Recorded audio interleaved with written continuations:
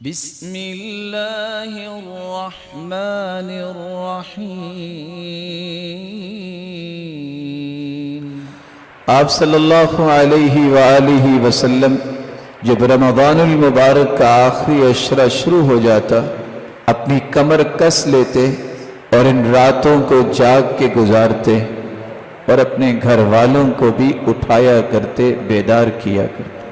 سیدہ عائشہ رضی اللہ تعالی عنہ فرماتی ہیں آپ رمضان المبارک کے آخری عشرے میں جتنی عبادت میں کوشش کرتے سال کے کسی دنوں میں یا کسی راتوں میں اتنی عبادت نہ کرتے۔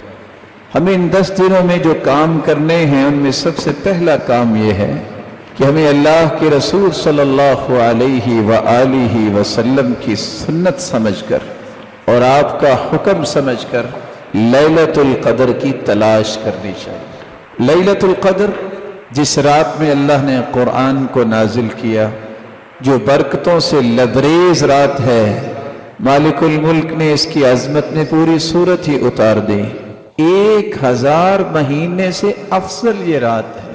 اس رات کو اللہ فیصلے کرتے ہیں کس کو کیا ملنا ہے، اس لیے اچھے فیصلے کروانے کے لیے التجائیں کرنی چاہیے۔ یہ وہ لیلۃ القدر جس کی تلاش ایک مسلمان کو کرنی چاہیے۔ رسول اللہ صلی اللہ علیہ وآلہ وسلم کے صحابہ، پھر تابعین، پھر سلف صالحین تیاری کیسے کرتے؟ آپ کو پہلا کام یہ کرنا چاہیے کہ ہر روز اپنے آپ کو ایکٹیو کرنے کے لیے رات شروع ہوتے وقت ہی غسل کر لیں۔ سلف صالحین ہر رات کو غسل کیا کرتے اور ان میں سے ایسے بھی تھے جو صرف غسل نہ کرتے بلکہ خوشبو لگاتے، اس امید سے کہ اللہ کے نورانی اور مقدس فرشتوں نے آنا ہے، تو ہمیں ایسی حالت میں ہونا چاہیے کہ ان کو کوئی تکلیف نہ ہو۔ غسل کرنے کے بعد دوسرا طریقہ، اس رات کثرت سے قرآن مجید کی تلاوت کی جائے، جیسا کہ سلف صالحین ایسا ہی کیا کرتے۔ اور تیسرا کام، اس رات کو کثرت سے دعا کی جائے۔ اس لیے سفیان ثوری کہا کرتے تھے کہ اس رات کثرت سے دعا کرنا کثرت نوافل سے مجھے زیادہ اچھا لگتا ہے۔ ابن رجب رحمہ اللہ تعالی فرماتے ہیں اس سے مراد یہ ہے کہ ایسی دعا جو نماز میں بھی کی جائے، اگر اکیلی دعا ہوگی تو وہ بھی عبادت ہے، لیکن اگر نماز بھی پڑھے اور نماز کے اندر کثرت سے تسبیحات کرے، کثرت سے دعا کرے، تو یہ اس سے بھی اچھا ہوگا۔ چوتھا کام، اس رات کے اندر جو قرآن، جو نماز پڑھے، غور کر کے پڑھے۔ اللہ کے رسول صلی اللہ علیہ وسلم کی پوری زندگی گزری، عشاء سے لے کر فجر تک آپ نے مسلسل قیام نہیں کیا۔ کچھ لوگوں کا یہ ذہن ہوتا ہے کہ شاید عشاء سے لے کے میں کھڑا ہو جاؤں اور ٹھونگے مار مار کے ساری رات گزار دوں کہ آج میں نے 100 نوافل پڑھے ہیں۔ سید المرسلین نے یہ کام نہیں کیا۔ سید المرسلین نے جو کام کیا ہے اس قدر خوبصورت کیا ہے، لیکن تھوڑا کیا ہے کہ آپ اگر 11 رکعتیں بھی پڑھتے ہیں، 8 رکعتیں بھی پڑھتے ہیں، اس طرح دل لگا کے پڑھیں، غور کر کے پڑھیں، خشوع کے ساتھ پڑھیں کہ ادھر تمہاری زبان پہ یہ کلام جاری ہو، ادھر اللہ کی رحمتوں کا نزول جاری ہو جائے۔ اللہ عز و جلال ہم سب کو توفیق سے نواز دے۔ اس رات کو کثرت سے صدقہ کرنا چاہیے، یہ 5واں کام ہے۔ چھٹا کام، رسول اکرم صلی اللہ علیہ وسلم کا طریقہ مبارک تھا، آپ ہر سال اعتکاف کیا کرتے اور اس کے بعد پھر آپ کی بیویوں نے بھی اعتکاف کیا۔ اعتکاف مرد ہو یا عورت ہو، اس کا مسجد میں ہی ہوتا ہے، اور اعتکاف کا مقصد یہ ہے اللہ کے ساتھ خلوت کے وہ اوقات تلاش کرنا، لوگوں سے کٹ کے، لوگوں سے الگ ہو کے اللہ ذو جلال کے ساتھ گفتگو کرنا اور اس سے التجائیں کرنے کے اوقات کو استعمال کرنا۔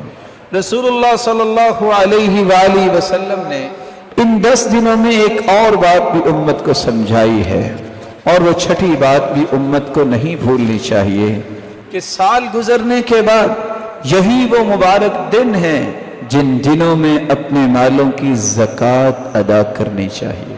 جو شخص زکوٰۃ دے دیتا ہے اس کا مال پاک ہو جاتا ہے، اس کے مال کے اندر صلاحیت پیدا ہو جاتی ہے بڑھنے کی، اس کا مال جو رہ جاتا ہے وہ درست ہوتا ہے، اللہ اس مال میں برکت کو نازل کر دیتے ہیں اور اس کو بڑھانا شروع کر دیتے ہیں۔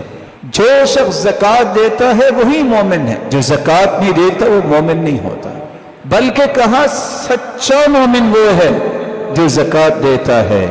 رسول اللہ صلی اللہ علیہ وآلہ وسلم پر قرآن نازل ہوتا ہے، جو شخص زکوٰۃ ادا کرتا ہے اسے کبھی بھی اپنے مال کے بارے میں خوف اور غم نہیں آئے گا، اس کے مال کی حفاظت اللہ کرتے ہیں، اس میں برکت اللہ عز و جلال داخل کرتے ہیں۔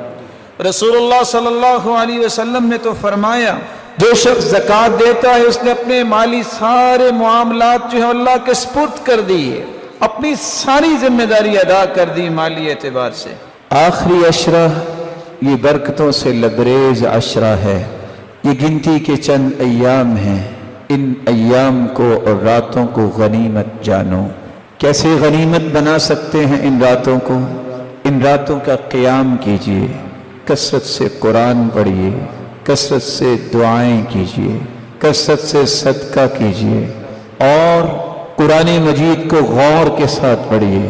اور رسول اللہ صلی اللہ علیہ وسلم پر ایمان لانے والے کے لیے ضروری ہے کہ اگر وہ ابھی تک اپنے مال کی زکوٰۃ نہیں دے سکا تو زکوٰۃ ادا کرے۔ آخری بات بڑی ہی عمدہ بات ہے، عشاء کی نماز کی کتنی رکھتے ہیں؟ 4۔ جب ہم فرض پڑھتے ہیں تو کتنے پڑھتے ہیں؟